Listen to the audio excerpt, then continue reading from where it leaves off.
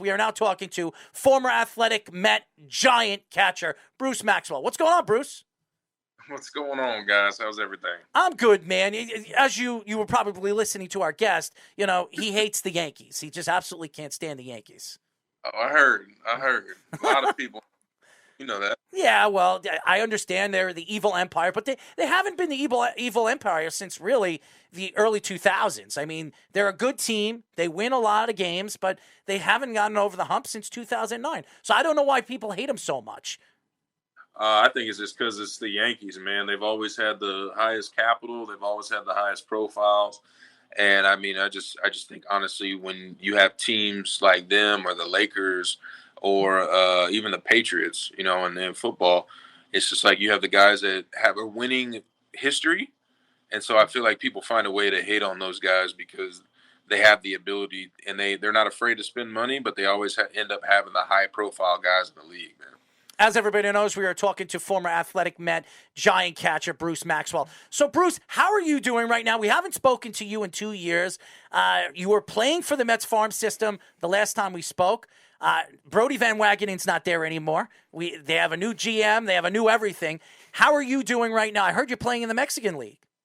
Yeah, I'm back here in Mexico, man. I'm about 8.5 months post Tommy John, man. I had Tommy John in July of last year.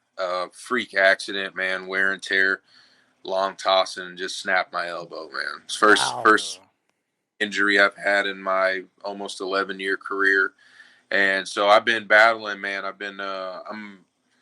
If I could tell you at 8.5 months, if I had to play tomorrow, I'd be able to catch nine and throw well. I've been going well, no setbacks, thank God, but stronger.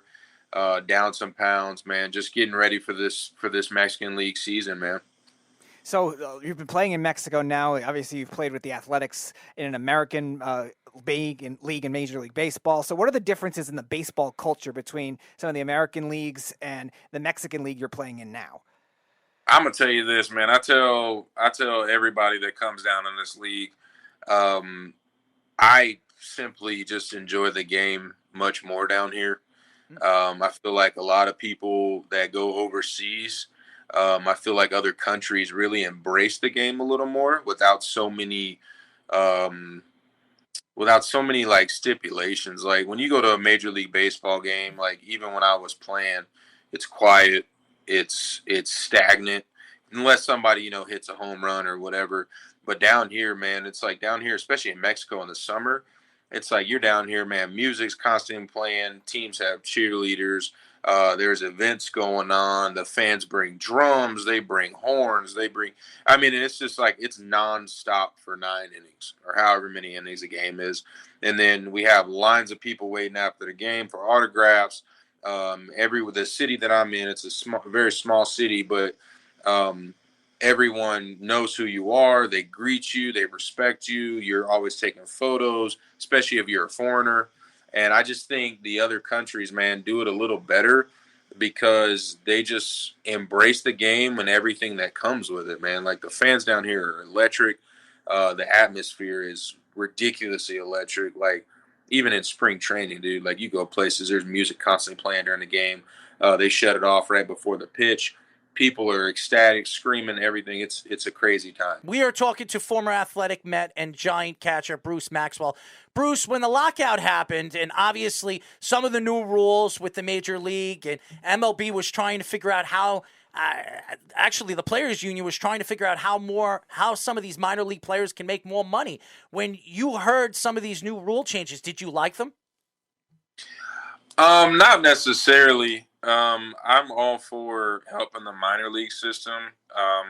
Even when I got traded over to the Giants, man, I went and started in Double-A to get my bats and stuff back up, and I was hearing about guys in Bowie in the Double-A out there on the East Coast there was guys living in their vehicles, in Double-A because they weren't making enough money because the city that they live in, the rent was too much and the team wasn't helping enough.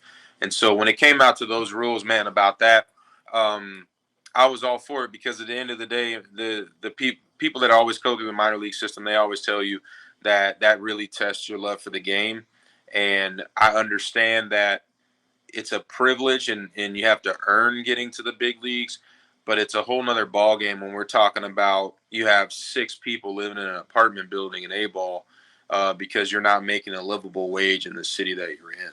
You know what I'm saying? So it's I'm not gonna say it's touchy because it's not touchy at all. Luckily for me, I had a pretty decent signing bonus coming out the draft, so I was able to utilize that to stay comfortable. But not everybody gets those opportunities, especially now with the new CBA where we have slotted draft slots. You know what I'm saying?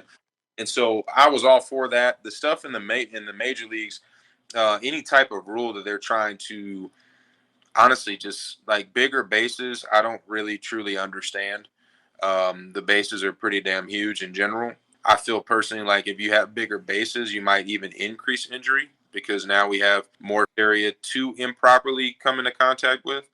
But I also don't think it's really necessary. It's not like our bases are small, and the time clock and whatever other adjustments they're trying to make. I think they're working the wrong way to try to attract fans. Like I really think that's what's going on because the game of baseball itself, it doesn't matter if you put a pitch clock in there. It doesn't matter if you put a time limit in between innings. The game itself takes time. So, Like, sorry, go just, no, I'm saying just the game itself. Right. Like it. So it's like you can't. We don't have a regulated game like the NBA and the NFL. Right. How that works, and it's never how it's worked. So I don't truly understand why they keep trying to screw with the game, bro.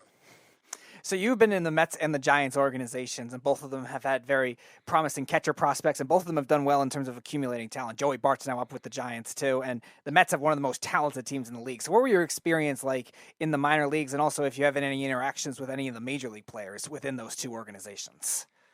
With the Mets, man, I got to spend spring training in with those guys as an older player, and I think on paper they have one of the greatest rosters in the league. Period. I'll stand by that today, tomorrow, and next week. I think the most important thing with those guys is keeping them healthy. Every year somebody's going down. I feel like in camp or in the beginning of the season, and it kind of puts a damper on things. I feel like they have the makeup to be a World Series contender this year, And my experience up there, my personal experience wasn't the greatest. I mean, it truly wasn't. I got the camp was okay. AAA, I got there, played a few games, and then sat for a while. I don't know if it was because of my age, but I mean, it is what it is. It kind of happens that way. And so, being back down here, and even when the Giants, man, when I got traded over, I was in AA for 3 weeks.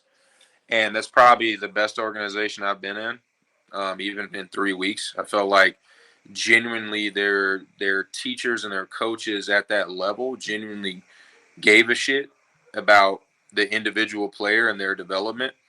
We had I've had more meetings in 3 weeks on individual preparation and how guys should prepare themselves like a big leaguer in AA than I ever have in the other 8 years of my career in the States. And so I really felt like that organization is a very good organization when it comes to developing talent. And I feel like they do it the right way without shoving analytics and computers in your face. You took one of my questions right out with the analytics. Are you surprised, Bruce, that the analytics had taken over the game? Do you like the fact that they're trying to move the analytics away from the game, obviously with the shifting, taking that out of the game? Do you like that rule? Do you like that they're taking that out of the game right now? First off, I think analytics play a part in preparation. I don't think analytics should be the definitive answer to evaluating and or making adjustments.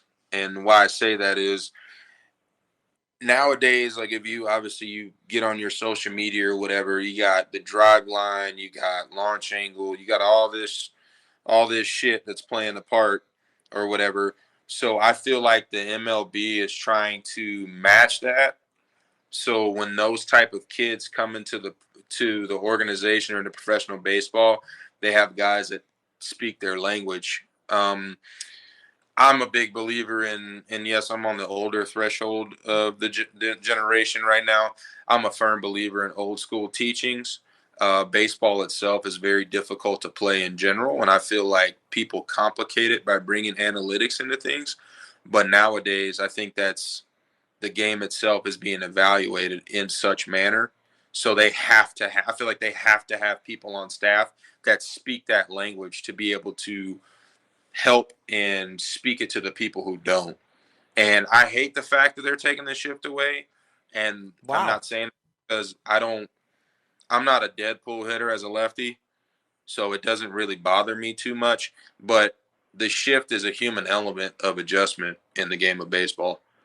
And so for me, it's like if you don't want them to shift, then put a bun down, hit the ball left, do something different. Like we're talking about big leaguers here, but the game itself and what's being taught is they're teaching that long balls and strikeouts bring viewers and bring more money, and that's everywhere. And so they ban the shift because they want to see more of their superstars getting hits. Because at the end of the day, if they get hits without the shift, now it leads to more runs, which leads to more fans, which leads to more money that the organization is making. The direction of MLB is all about profit and profit only. They've been out of touch with the physical game of baseball and the purity of it, because nowadays I feel like the adjustments and the rules that they're putting in play are I'm not going to say dumbing down the game of baseball, but they're hindering the human element of the game, which makes baseball so great. It's better than any other sport out there because literally every single pitch is an adjustment, is a human adjustment. It's not a computer. It's not, you walking out on an NBA court and every court you go to, the 3-point line is the same. The goal is the same. The ball's the same size.